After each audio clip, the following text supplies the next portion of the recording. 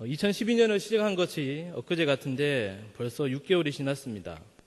시작이 반이다라는 그런 스스로를 격려하며 부족하지만 마음만은 하나님의 선한 일에 동참하고자 애쓰고 또한 맡겨주신 여러 가지 직분의 자리만이라도 묵묵히 지키려 했던 것밖에 없는 것 같은데 벌써 돌아오는 주가 맥주감사 주일입니다. 부족한 우리들을 성령님을 통하여 믿음의 씨앗을 뿌리게 하시고 우리의 노력과 지혜와 힘이 아닌 늦은 비와 이른 비로 때를 따라 모든 것을 채워주시는 하나님의 섭리와 인도하심과 도우심을 통해 선한 열매들을 맛보게 하신 그 하나님께 찬송과 영광을 돌립니다. 아마도 이러한 감사의 제목과 은혜들이 이번 맥주 감사주일을 맞는 우리 모두에게 동일하게 있기를 간절히 원합니다. 지난 6개월을 돌아볼 때에 이러한 감사의 제목뿐만이 아니라 아마도 많은 어려움과 고통과 눈물이 우리에게 분명히 있었을 것입니다. 일을 시작할 때부터 그 일이 진행되면 될수록 더 큰 문제와 더 많은 인고의 시간을 보내었을지도 모릅니다. 왜냐하면 하나님의 이름을 가지고 함께하는 그 모든 일은 바로 영적인 일이기 때문입니다. 그리고 그 하나님의 영적인 일에는 반드시 사단과 그 졸개들의 크고 작은 공격들이 있기 때문입니다. 오늘 본문에 나오는 느헤미야와 이스라엘 백성들의 예루살렘 성벽을 재건하는 그 일이 바로 그러했습니다. 포로 생활에서 귀환하여 해파된 예루살렘 성벽을 다시 재건함으로 선민 이스라엘 공동체의 영적인 회복이라는 하나님의 선한 일에 대적자들과 사단은 가만 보고 있지 않고 방해 공작을 어김없이 펼쳤던 것입니다. 그렇다면 하나님의 선한 일을 방해하는 대적자들과 사단의 공격은 어떠하며 그것을 막아내고 승리하는 방법은 무엇인지 오늘 본문 말씀을 통해 살펴봄으로써 우리 또한 승리의 현장에서 함께 기뻐하는 은혜가 있기를 간절히 소원합니다. 첫째로 사단이 조롱과 비방으로 공격할지라도 우리는 하나님께 기도함으로 승리할 수 있습니다. 우리 본문 4절, 5절의 말씀을 다 같이 우리 합독하도록 하겠습니다. 시작. 우리 하나님이여 들으시옵소서. 우리가 업신여김을 당하나이다. 원컨대 저희의 욕하는 것으로 자기의 머리에 돌리사 노략거리가 되어 이방에 사로잡히게 하시고 주의 앞에서 그 악을 덮어두지 마옵시며 그 죄를 도말하지 마옵소서. 저희가 건축하는 자 앞에서 주의 노를 격동하였음이니이다 하고 아멘. 느헤미야와 이스라엘 백성들이 성벽 재건 공사를 시작했다는 소식은 산발락과 도비야, 즉 성벽 재건을 방해하려는 대적자들의 귀에 즉시 들어가게 되었습니다. 1절에 보면 산발락이 우리가 성을 건축한다 함을 듣고라고 말하고 있습니다. 여기 듣다라는 것은 성벽 재건 공사에 대한 정보를 상세히 듣고 그 내용을 모두 파악하고 있다라는 그런 의미입니다. 그들은 느헤미야가 예루살렘으로 돌아왔을 때부터 그의 모든 행적과 그 성벽 재건 공사에 대한 모든 것을 조사하고 주의 깊게 살피고 있었던 것입니다. 우리는 여기서 한 가지 중요한 사실을 알 수 있습니다. 그것은 하나님의 일, 그리고 하나님의 일을 하는 사람들을 대적자, 즉 사단이 늘 주의 깊게 살펴보고 있다는 것입니다. 다시 말해 하나님의 일이 진행되고 그 일을 맡은 자들이 어떠한 액션을 취하면 대적자와 사단들은 그 일에 민감하게 반응하고 방해 공작을 펼치는 것입니다. 그렇기 때문에 우리가 하나님의 일을 맡아 일을 할 때면 언제든지 어김없이 어려움과 방해, 역경이 닥치는 것입니다. 그래서 1절 하반절에도 산발락이 크게 분하여 유다 사람을 비웃으며 라고 그 일이 진행되는 것에 대한 즉각적인 반응으로 노를 바라고 본격적인 방해 공작을 시작하기에 이른 것입니다. 자, 그런데 사실 대적자들의 방해 공작은 눈에 보이는 커다란 것이 아닌 2, 3절에 보면 비웃음과 조롱과 비방이었음을 알 수 있습니다. 어떻게 보면 대적자들의 비방과 조롱은 별로 대수롭지 않게 한 귀로 듣고 한 귀로 흘려버릴 만한 것이라 생각할 수 있습니다. 그러나 결코 그렇진 않습니다. 왜냐하면 그들은 늘 촉각을 곤두세우고 그 모든 하는 일들을 살피고 그들에 되어진 일들을 하나하나 관찰하며 그것들에 대해서 모든 것을 파악하고 있었기 때문입니다. 그래서 본문 2, 3절의 내용을 살펴보면 너희 이스라엘 자손들아, 너희는 너희가 지금 무슨 일을 하는지도 잘 모르고 있다. 너희는 힘도 없고 능력도 없고 그런 큰 일을 할 수가 없다. 너희는 공사 재료도 변변치 않아서 일을 시작하기는 해도 중간에 그만두고 말 것이다. 설령 완공한다 해도 부실 공사로 무너지고 말 것이다. 너희가 너희 믿는 신을 의지하고 그러한 일을 하는 것 같은데 그것도 다 헛된 일이다. 너희가 예전에 그렇게 해보지 않았느냐? 그때도 너희는 실패하지 않았느냐? 이번도 마찬가지일 것이다. 라고 이스라엘 백성들의 현 상태를, 아니 이스라엘 백성들의 약점을 교묘하게 공격하며 과거의 아픈 기억까지 떠올리게 하고 있는 것입니다. 이러한 대적들의 비방과 조롱에 이스라엘 백성들은 멈칫하고 주춤할 수밖에 없었을 것입니다. 그러나 하나님의 사람 느헤미야는 이 모든 것의 핵심을 누구보다 잘 간파하고 있었고 그 해결 방법을 잘 알고 있었습니다. 느헤미야는 대적들의 그러한 간사한 비방과 조롱의 공격에 낙심과 좌절에 빠질 법한 이스라엘 백성들을 찾아다니며 위로하고 격려하는 인간적인 방법을 택하지 않았습니다. 또한 느헤미야는 대적자들을 찾아가 감정적으로 그들을 상대하려고도 하지 않았습니다.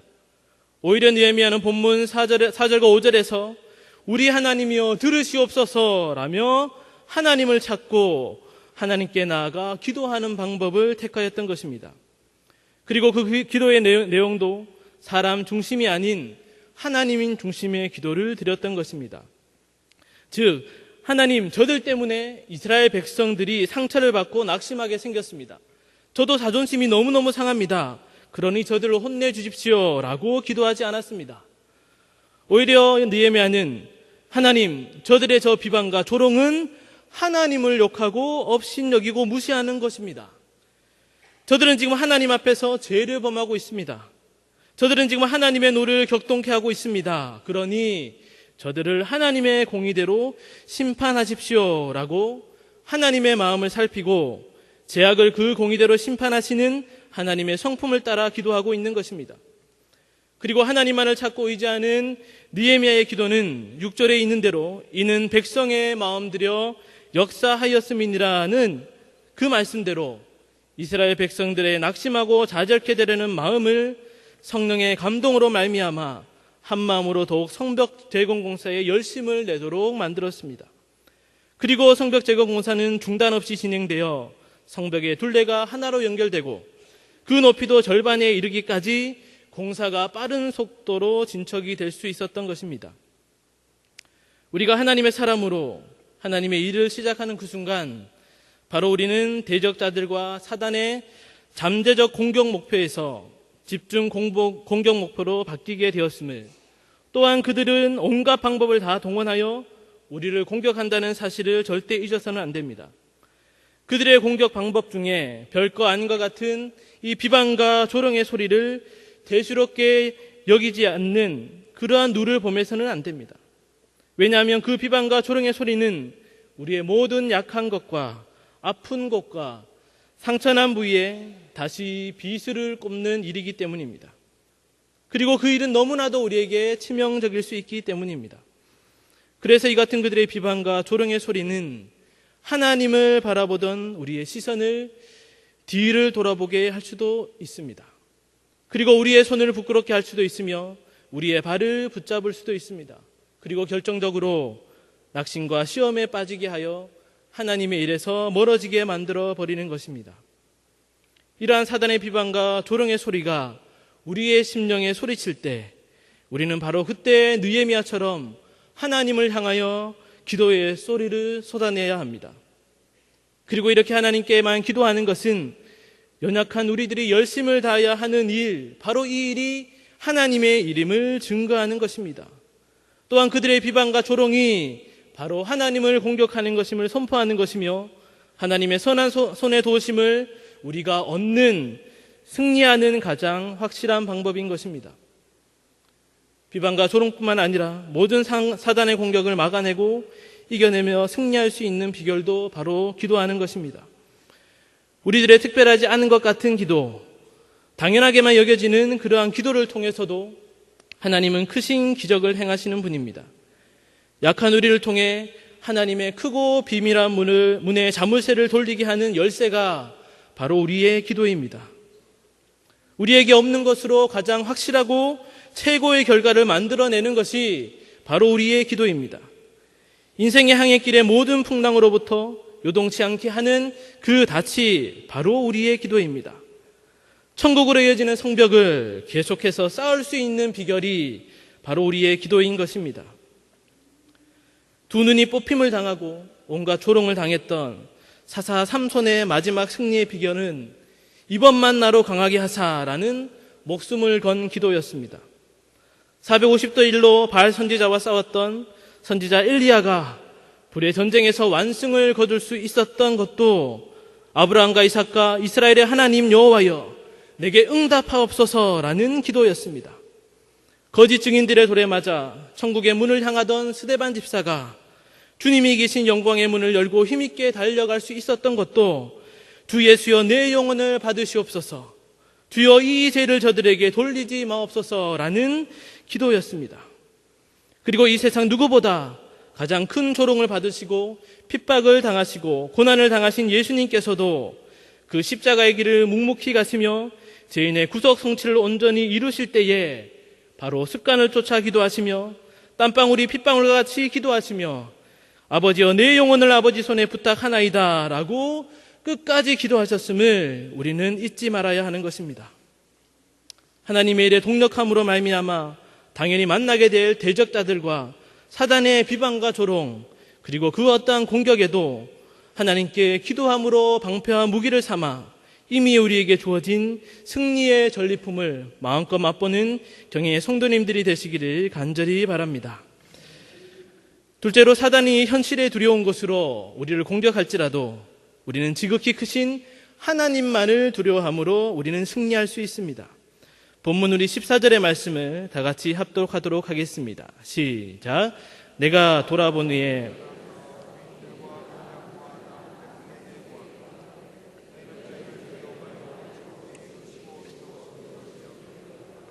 너희 형제와 자녀와 아내와 집을 위하여 싸워라 하였었느니라. 아멘. 비방과 조롱으로 공격하던 대적자들을 기도로 물리친 느헤미야와 이스라엘 백성들의 성벽 재건은 더욱 박차를 가하게 되었습니다. 이러한 소식을 들은 산발랏을 비롯한 대적자들은 더욱더 분을 내며 이스라엘 백성들이 성벽 재건 공사를 못하도록 요란케 하고자 연합군을 결성하여서 군사적 동맹을 맺고 이스라엘 백성들을 공격하기로 하였습니다. 이에 느헤미야는 우리가 우리 하나님께 기도하며 죄를 인하여 파술꾼을 두어 주야로 방비하였다라고 이렇게 말하고 있습니다. 느헤미야는 늘 그랬던 것처럼 어떠한 문제 앞에 하나님께 기도하였습니다. 또한 대적자들의 공격을 막기 위해 파수꾼을 세우는 믿음의 행함에 최선을 다했습니다. 그런데 이번에는 지난번과는 상황이 좀 다르게 돌아갔습니다. 바로 본문 10절과 11절에 있는 대로 이스라엘 백성들은 계속되는 성벽 재건 공사에 심신이 지쳐 성을 건축하지 못할 것이라는 속담과 탄식의 소리들이 그들 가운데 울려 퍼지게 된 것입니다. 또한 대적들이 연합하여 언제 터져올지 모르는 그런 급박한 상황에 두려움과 위협을 느끼게 되었던 것입니다. 12절에 보면 이미 대적들의 연합군이 예루살렘 주변에 거하는 유다 사람들을 수차례나 공격한 일들이 보고됨으로 인해서 그 두려움은 더해져 갔습니다. 다시 말해 대적자들은 비방과 조롱의 공격이 실패하자 이전보다 더욱 한층 업그레이드된 공격, 즉 눈으로 보여지고 피부로 절실히 와닿아 생명의 위협까지 들게 만드는 상황들을 연출함으로써 이스라엘 백성들을 두렵게 만들었던 것입니다. 그리고 이러한 두려움은 이스라엘 백성들로 하여금 아직까지 반이나 남아있는 성벽 재건의 공사까지도 감당 못할 부담과 두려움으로 전염되어 버리게 만들어 버렸습니다. 이러한 대적자들의 공격은 느헤미야 이스라엘 백성들로 하여금 더 큰 위기와 어려움으로 다가왔습니다. 왜냐하면 일이 진행되는 중에 그 일을 중단하게 되면 일을 시작하는 때보다 그 데미지는 너무 커서 그 일을 다시는 할 수가 없기 때문입니다. 하지만 하나님의 사람 느헤미야는 대적자들의 공격을 막아내고 이길 수 있는 비결을 우리에게 알려주고 있습니다. 먼저 느헤미야는 본문 13절에 말하기를 성벽 재건에 참가한 이스라엘 백성들을 한 곳으로 모았습니다. 그리고 그 모인 장소가 성뒤 낮고 넓은 곳이라고 했습니다. 이곳으로 사람들을 모은 이유는 대적들의 공격에 능히 막아낼 군대가 이 이스라엘 백성들에게도 있음을 확인시켜주려 한 것입니다. 또한 이곳은 지금까지 성벽 재건의 공정 상황을 잘 보여줄 수 있는 곳이기도 한 곳이기 때문입니다. 또한 종족을 따라 세움으로 강한 현현적 유대감의 상승을 유도하였습니다. 이러한 느헤미야의 전략적인 지도력은 낙심 가운데 있던 이스라엘 백성들에게 조금의 용기를 주었을지 모릅니다. 하지만 이러한 전략적인 방법보다 더 확실하고 최선의 방법을 느헤미야는 제시합니다. 바로 본문 14절에 내가 돌아본 후에 일어나서 기인들과 민장과 남은 백성에게 고하기를 너희는 저희를 두려워 말고 지극히 크시고 두려우신 주를 기억하라 라고 말했던 것입니다. 즉 느헤미야는 지도급 인사에서부터 일반 평민에 이르기까지 한 마음을 품도록 하였습니다. 그리고 그 마음은 바로 지극히 크시고 두려우신 주를 기억하라 라는 것이었습니다. 지금 거세게 몰아치는 대적자들을 두려워하지 말고 눈에 보이는 여러 가지 좋지 않은 상황들을 바라보고 두려워하지 말고 하나님만을 두려워하라 라는 것입니다. 즉 눈에 보이지는 않지만 눈에 보이는 모든 것을 다스리시며 대적자들과 사단까지도 굴복해 하시는 전능하신 하나님을 바라보고 그 하나님을 두려워하라는 것입니다. 또한 느헤미야의 이 말은 신명기 7장 31절에 너는 그들을 두려워 말라. 너희 하나님 여호와 곧 크고 두려우신 하나님이 너희 중에 계심이라는 말씀을 백성들로 하여금 떠오르게 하는 것이었습니다. 즉 이스라엘 백성들이 두려워해야 할 하나님은 가나안 정복 때와 마찬가지로 친히 우리를 위하여 싸우시는 하나님이라는 것입니다. 그때 가나안 정복이라는 하나님의 이름을 걸고 거룩한 전쟁을 벌였던 것처럼 지금 이 성벽 재건도 하나님이 친히 싸우시는 거룩한 영적 전쟁이라는 것입니다. 그러니 너희들도 크고 두려우신 하나님을 기억하고 너희 형제와 자녀와 아내와 집을 위하여 힘써 싸우라고 영적인 독려를 하고 있는 것입니다. 그리고 하나님을 두려워하라는 느헤미야의 강권과 더불어 크고 두려우신 하나님께서 대적자들의 꾀를 피하게 하신 은혜로 말미암아 이스라엘 백성들은 새 힘을 얻게 되었고 한 손으로는 일을 하고 한 손으로는 병기를 잡기까지 열심히 성벽 재건 공사의 마무리를 위해 힘쓰게 되었던 것입니다.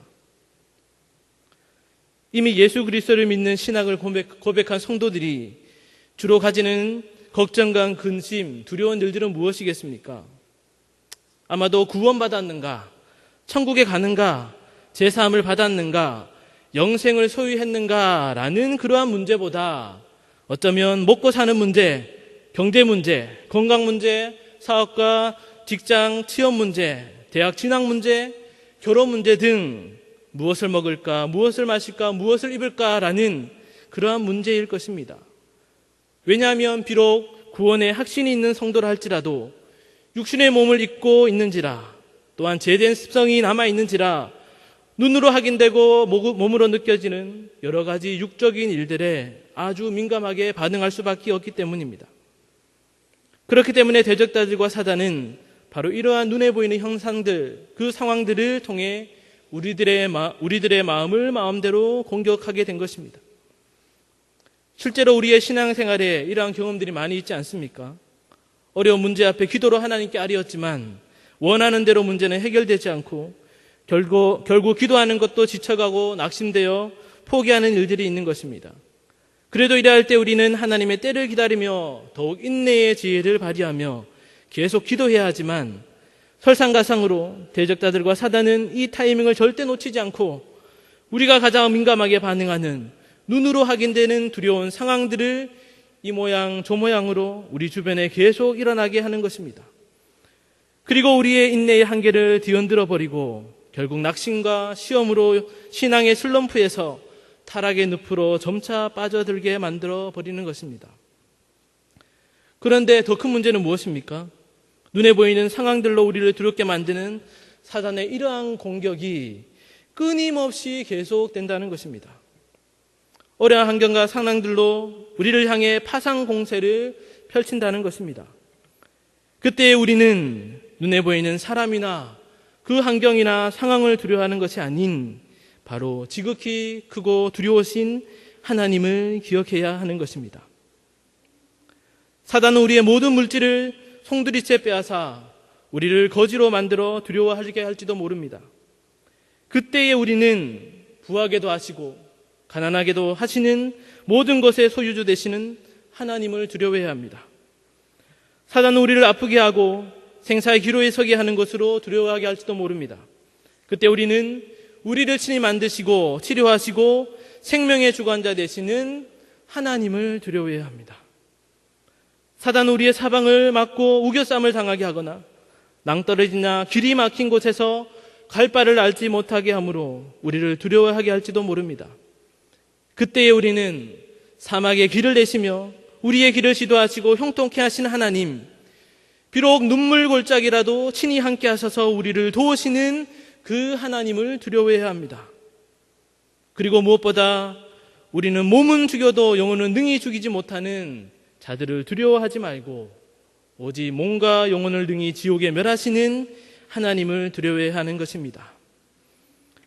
사단이 세상의 온갖 것들로 우리의 심령을 두렵게 만들려 할 그때에 그 사단을 두렵게 하고 떨게 만드시는 하나님이 바로 우리 편이 되어 싸우심을 확신하고 그 크고 두려우신 줄을 기억함으로 사단과의 싸움에서 날마다 승리의 개가를 부르는 경애의 성도님들이 되시기를 간절히 소원합니다. 하나님의 선한 일에 함께 동력하는 사랑하는 경애의 성도 여러분, 그리고 오늘 헌신을 다짐하는 제24, 25, 26 여전도회 회원 여러분, 우리는 하나님의 은혜로 2012년에 반을 지나 맥주 감사주의를 맞이하게 되었습니다. 상반기 동안 하나님의 지켜주심에 감사하는 그 간격도 잠시, 우리는 아직 남은 2012년의 6개월을 하나님의 일에 동력하며 힘차게 달려가야 합니다. 아직 남은 하나님의 거룩한 성벽을 쌓는 일에 함께 매진해야 하는 것입니다. 각종 공예배와 금양청지기 기도회, 구역예배 등 끊임없이 계속되는 예배와 기도의 자리에 신령과 진정으로 믿음의 기둥을 세우고 틀을 닦아야 하는 것입니다. 그리고 여름에 많은 행사들, 가을부터 시작될 교회 여러 프로그램들, 또한 각 교구와 기관에서 있을 하나님의 이름으로 모이는 곳곳마다 믿음의 흙을 다지고 믿음으로 행하는 벽돌을 쌓아야 하는 것입니다. 그리고 우리가 명심해야 할 것은 우리 모두가 이미 각오하고 아시겠지만 이 하나님의 선한 일에 반드시 대적자들과 사단의 공격이 있음을 결코 잊어서는 안 됩니다. 그리고 그 공격으로 어쩌면 마음의 상처를 받고 낙심하게 될지도 모릅니다. 눈물과 피를 흘리게 될지도 모르고 우리의 아끼는 모든 소유를 잃게 될지도 모르고 어쩌면 생명의 위협을 느낄지도 모릅니다. 그러나 우리는 결코 중간에 그 하나님의 선한 일을 하는 것을 포기하거나 두려워 떨며 도망칠 필요가 없습니다. 왜냐하면 우리는 그 어떤 사단의 공격도 막아내며 우리를 더욱 든든케 하시는 하나님께 기도할 수 있기 때문입니다. 왜냐하면 우리는 우리를 두렵게 떨게 만드는 사단과 친히 싸워 이기시는 크고 두려우신 하나님과 바로 우리가 같은 편이기 때문입니다. 눈을 들어 크고 두려우신 하나님을 바라보며 기도하고 의지함으로 동서남북으로 뻗어나가는 하나님의 거룩한 성벽을 쌓는 일에 함께 동참하여 하나님의 거룩한 성 안에서 맛보게 될 참된 승리와 기쁨과 평안을 마음껏 누리는 경영의 성도들과 오늘 헌신을 다짐하는 제24, 25, 26 여전도 회원들 되시기를 주님의 이름으로 간절히 축원합니다.